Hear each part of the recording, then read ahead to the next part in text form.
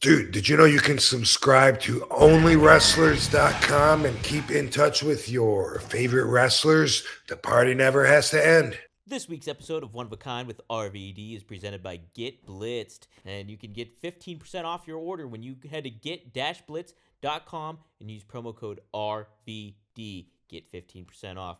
One of a Kind with Rob Van Dam is recorded in front of a live studio audience. There's a lot to like about Jesse. You know, he was always the cool guy. It was always the heel. In an entertaining way, watching him commentate. You know, if the straight guy commentator was to say, "My God, look at him completely cheating with behind the ref's back," and Jesse could be like, "What? I didn't see anything."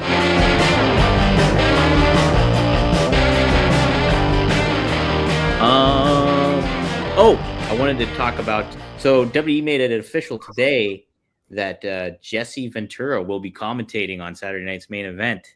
So he's back in the mix. Want to get your thoughts on Jesse Ventura overall, and what do you like about, if you do like about him, what do you like about him as a commentator and stuff and what he brings? Yeah, I think that's cool for the retro value of it. You know, I grew up watching Saturday night's main event, is a big fan, and I love hearing Jesse Ventura talking, commentating. You know, him and Vince McMahon doing play-by-play. That was the shit. I didn't know Vince owned the company back then. A lot of us didn't know, but the way they would play off of each other, that was the heel babyface split that helped us understand everything about wrestling. You know, right up there with Bobby Heenan and Gorilla Monsoon. Fuck yeah. And what I like about him, there's a lot to like about Jesse. You know, he was always the cool guy. It was always the heel. In an entertaining way, watching him commentate. You know, if the straight guy commentator was to say, "My God, look at him completely cheating with behind the ref's back," and Jesse could be like, "What? I didn't see anything."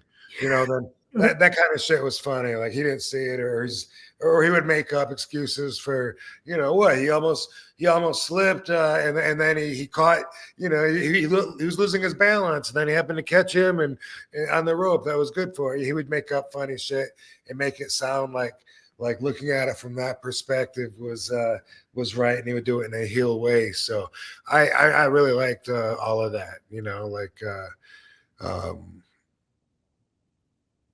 thinking of him, it's hard to not think about the union thing because that's been brought up so many times. Yeah. You know, that he allegedly was going to get a union together, and the Hulk Hogan stooged him off, blah, blah, blah.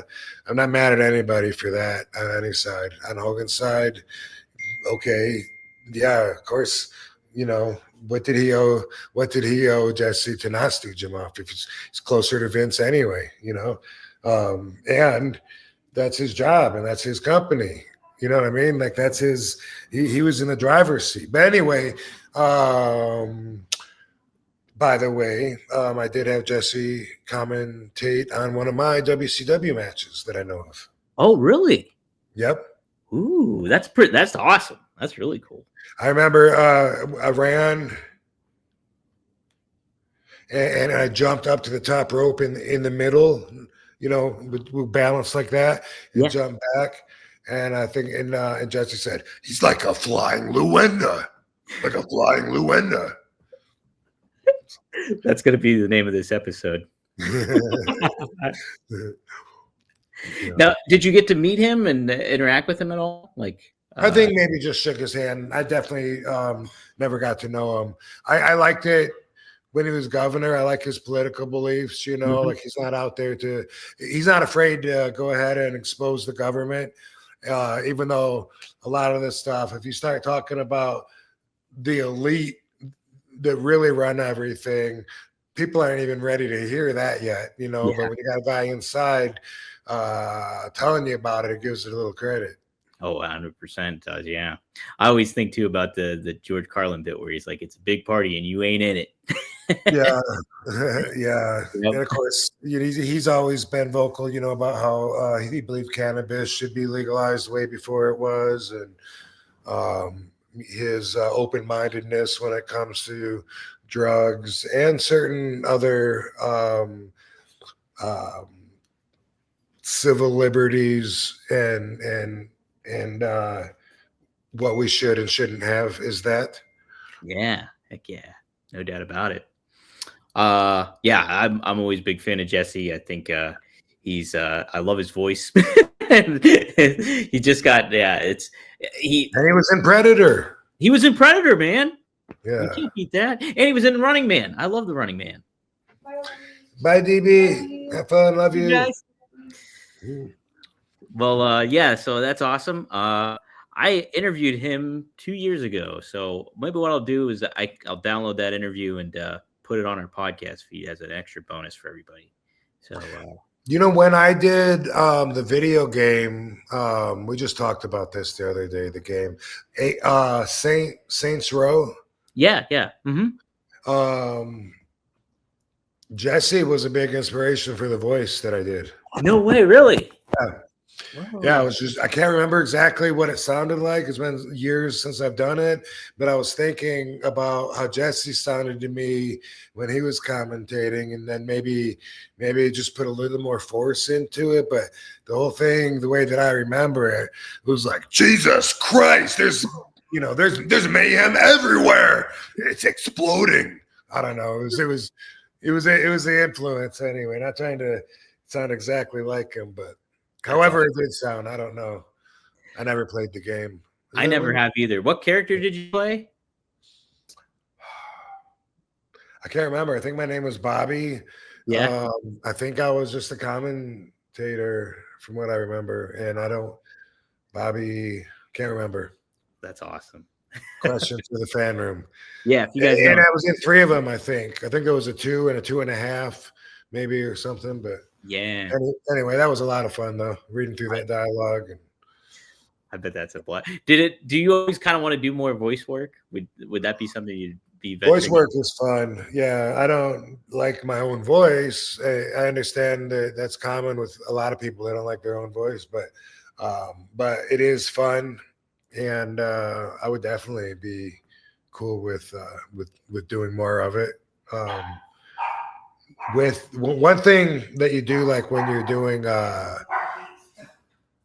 movies, it's called ADR, and it's you know what that is? I've heard of it before. I can't remember what that stands for though. ADR. Right. I think it might be automatic dialogue replacement. That's or automatic digital.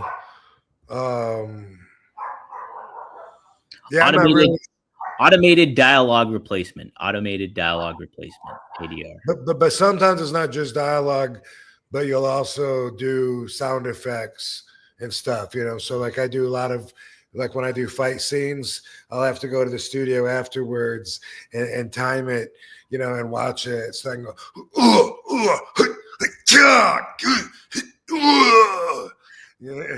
it's fun to do, but you're doing that while you're watching. The first time you've seen a cut of your fight scene, and then they time it with you so that if there's one thing that they need you to do because they didn't get the noise on it or whatever, and it'll be like.